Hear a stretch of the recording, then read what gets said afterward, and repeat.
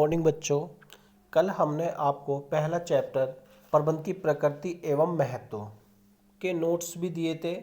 वो आपने कॉपी में उतार लिए होंगे। इससे आगे इस चैप्टर के क्वेश्चन आंसर आते हैं। सबसे पहले हम क्वेश्चन आंसर देखेंगे बहुविकल्पीय प्रश्न पेज नंबर 18 पर। इसमें बहुविकल्पीय में पहला खाली स्थान छोड़ा गया है और कहा गया शास्त्र वह है जो मनुष्य एवं अन्य जीवों के व्यवहार को मापन करता है और कभी कभी उसमें परिवर्तन भी ला देता है। इससे आगे देखते हैं बेटा, इसमें 4 ऑप्शन दिए गए हैं आपके। 4 ऑप्शन में इसका सबसे पहला ऑप्शन दिया गया मनोविज्ञान, दूसरा दिया गया समाज, तीसरा दिया गया दर्शन और चौथा दिया गया राजनीतिक। तो बेटा इस क्वेश्चन में सबसे पहले जो आंसर है मनोविज्ञान। मनोविज्ञान होता है साइकोलॉजी, इंग्लिश में कहते हैं साइकोलॉजी, जो मन की बातों को सोचने की क्षमता रखता है। तो हम इसमें करेंगे कि मनोवैज्ञानिक शास्त्र वह है जो मनुष्य एवं जीवों के व्यवहार का मापन करता है, यानी मेजरमेंट ऑफ ह्यूमैनिटीज, यानी मानव की जो है जीवन व्यवहार का मापन करता है और कभी कभी उसमें परिवर्तन भी ला देता है। तो इसका सबसे पहला ऑप्शन है मनोविज्ञान। दूसरे को देखते हैं, फिर इसी तरह का इन्होंने एक खाली स्पेस दिया है, उससे आगे क्वेश्चन को स्टार्ट किया है।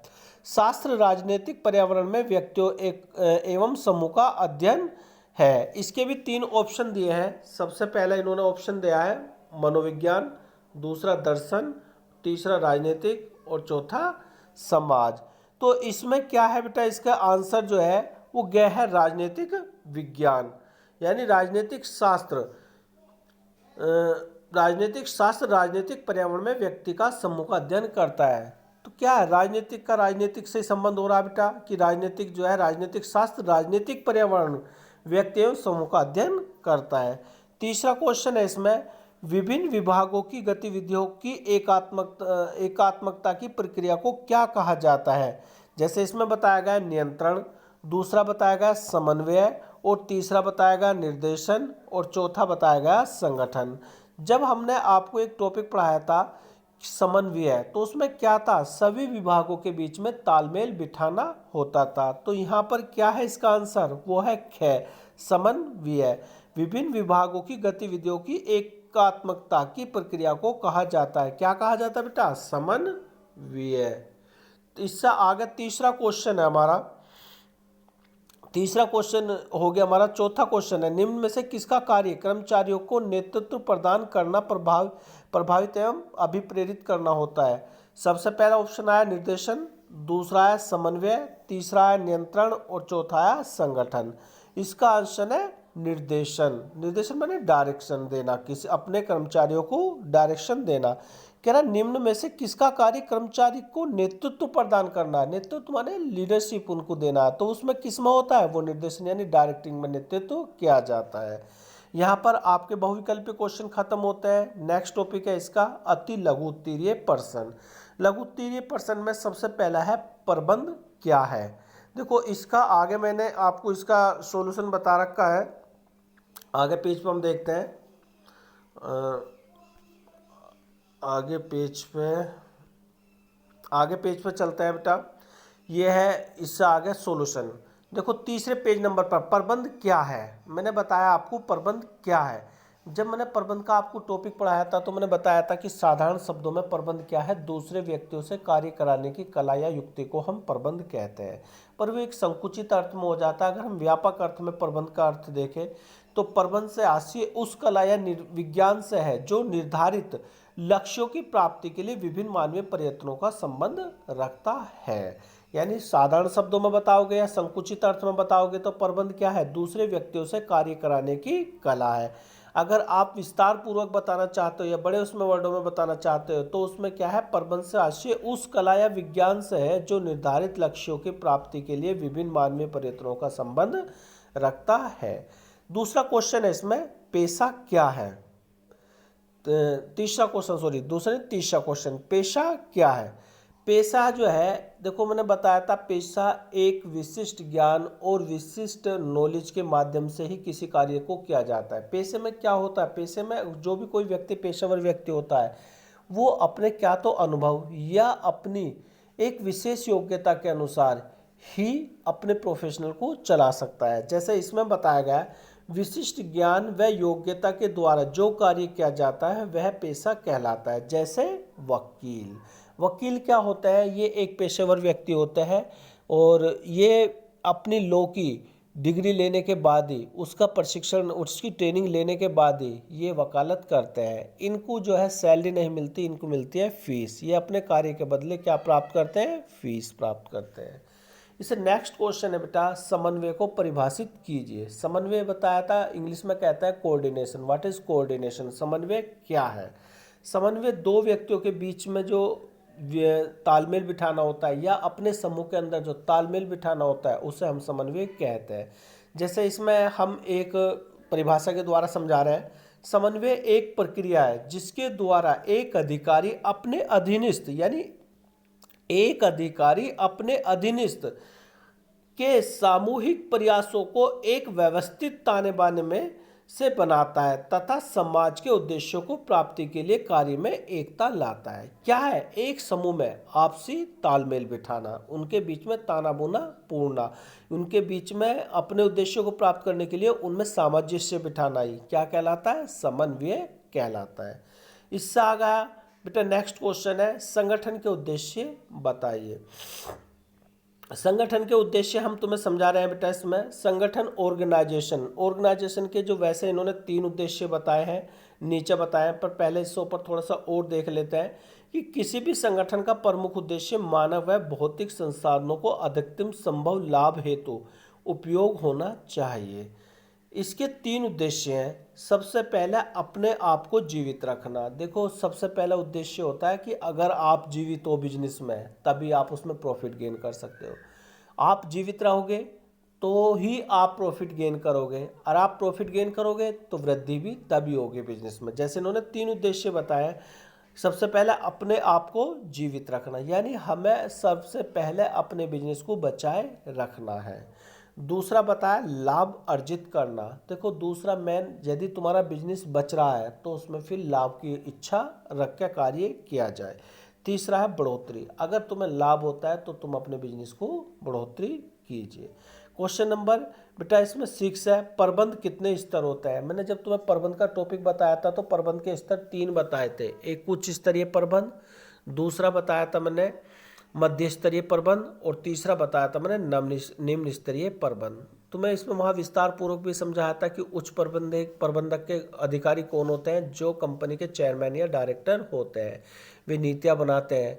उससे नीचे आते थे हमारे मध्य स्तर के, ये डिपार्टमेंटली यानी विभागों के जो प्रबंधक होते हैं, ये वे काम होता है। तीसरे में आता निम्न स्तरीय पर्यवेक्षक या सुपरविजर होता है, सुपरवाइजर, जो कंपनी के एक छोटे से समूह पर कार्य करते हैं। तो ये 3 तरह के बताए थे प्रबंध के स्तर की, उच्च स्तरीय प्रबंध, मध्य स्तरीय प्रबंध और निम्न स्तरीय प्रबंध। इससे बेटा आपको हम बता रहे हैं कि आप अपने इसमें जो बहुविकल्पीय और वेरी शॉर्ट क्वेश्चन उतार है, जब हमारी क्लास चलेगी तो हम तुम्हें लॉन्ग क्वेश्चन विस्तार पूर्वक पहले उन्हें समझाएंगे और फिर उन्हें हम आपको लिखवाएंगे नोट करने में। आप कोई बात नहीं, आप ये अति लघु इतना तैयार कीजिए और एमसीक्यू जो मल्टीपल क्वेश्चन है यही तैयार कीजिए, और डीपली अपने जो नोट्स लिखवाए गए हैं उन्हें पढ़िए, उसी में लघु का आपका दीर्घ का आपके आंसर होंगे। अब नेक्स्ट आज हम थोड़ा सा अभी बेटा हम जो आगे का जो नेक्स्ट टॉपिक है प्रबंध के सिद्धांत, आज हम प्रबंध के सिद्धांत के बारे में थोड़ा सा डिस्कस करेंगे। देखो, मैनेजमेंट तो आपने डीपली पढ़ लिया, क्या होता है कि दूसरे व्यक्तियों से कार्य कराने की कला, या जो हम अभी बता रहे थे कि प्रबंध में हमने पहले थ्योरी में पढ़ा था कि प्रबंध शास्त्र उस कला या विज्ञान से जो निर्धारित लक्ष्यों की प्राप्ति के लिए विभिन्न मानवीय प्रयासों से संबंध रखता है, जो व्यापक रूप में बताए थे। आज प्रबंध के सिद्धांत क्या होता है कि रूल रेगुलेशन यानी प्रिंसिपल्स ऑफ मैनेजमेंट, ये रूल रेगुलेशन होते हैं किसके? हमारे प्रबंध के। इन्होंने सबसे पहले कुछ हमें एक टोयोटा कंपनी जो है टोयोटा मोटर कॉर्पोरेशन के व्यवसाय संबंधी सिद्धांतों को बताया गया है। देखो, इसमें बताया कि टोयोटा मोटर कॉर्पोरेशन अपने कार्य परिचालन को दिशा निर्देश देने के लिए भली भांति परिभाषित व्यवसाय से संबंधित सिद्धांतों का पालन करती है। देखो, एक इंटरनेशनल कंपनी है टोयोटा मोटर कॉर्पोरेशन, तो वो कह रही है कि टोयोटा मोटर कॉर्पोरेशन अपने कार्य परिचालन को दिशा निर्देश देने वाले कुछ भली भांति परिभाषित व्यवसाय से संबंधित सिद्धांतों का पालन करती है। ये सिद्धांत इसके निम्नलिखित हैं। सबसे पहले इन्होंने बताया कि प्रत्येक राष्ट्र की भाषा व कानून की भावना का सम्मान करना। देखो, जब भी हम किसी देश में या कहीं पर भी व्यवसाय कर रहे हैं तो उस देश की राष्ट्र की भाषा व कानून की भावना को सम्मान करना तथा खुली और उचित निगमित क्रियाओं का पालन करना, जिससे कि संपूर्ण विश्व में एक अच्छे निगमित नागरिक बन सके। सबसे पहले जब भी आप बिजनेस करो तो उस किसी भी देश में करो या अपने देश में करो तो उसकी वहाँ की राष्ट्र की भाषा और कानून का हमें भावना का सम्मान करना चाहिए। दूसरा बताया, प्रत्येक राष्ट्र की संस्कृति और रीति रिवाजों का सम्मान करना चाहिए। आप इंटरनेशनल बिजनेस कर रहे हो तो ये नहीं कि अपने ही देश की राष्ट्र उसकी भाषा का, लैंग्वेज का, आप या वहाँ की ही संस्कृति का पालन करोगे। आप जहाँ पर भी बिजनेस करोगे, जैसे भी करोगे, तो वहाँ के जो संस्कृति और रीति रिवाज है उसका सम्मान करोगे और स्थानीय समुदाय के मध्य निगमित क्रियाओं के द्वारा सामाजिक आर्थिक विकास में योगदान देंगे। वहाँ का जो आर्थिक विकास में भी योगदान देना आपका कर्तव्य बनता है। तीसरा पॉइंट आ रहा, स्वच्छ एवं सुरक्षित उत्पाद उपलब्ध कराए। देखो, बिजनेस का मतलब ये नहीं होता कि हमें पैसा ही कमाना होता है। हमें बिजनेस के अंदर जो हम उत्पादन कर रहे हैं वे सही भी होने चाहिए, सुरक्षित भी होने चाहिए और वे उपयोगी भी होने चाहिए।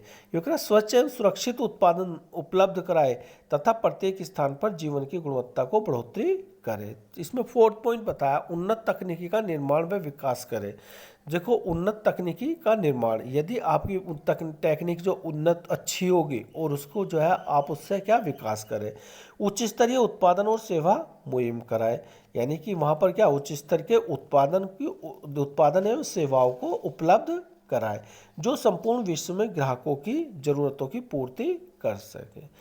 ऐसे निर्गमित संस्कृति का क्वेश्चन, ये इसमें पॉइंट है 5, ये कह रहा है ऐसी निर्गमित संस्कृति का पालन करें जो प्रबंधन एवं श्रम के मध्य पारस्परिक विश्वास की सम्मान की भावना को रक्षा करते हुए व्यक्तिगत सृजनात्मक और मिलजुल कर कार्य करने के मूल्य को बढ़ोतरी कर सके। यानी क्या करा, ऐसी संस्कृति, ऐसी निगमित संस्कृति का पालन करें जो प्रबंध व श्रम के मध्य पारस्परिक विश्वास, यानी कह रहा प्रबंध और श्रम के मध्य पारस्परिक विश्वास एवं सम्मान की भावना को रक्षा करते हुए व्यक्तिगत सृजनात्मक तथा मिलजुल कर कार्य करने के मूल्य को बढ़ोतरी कर सके।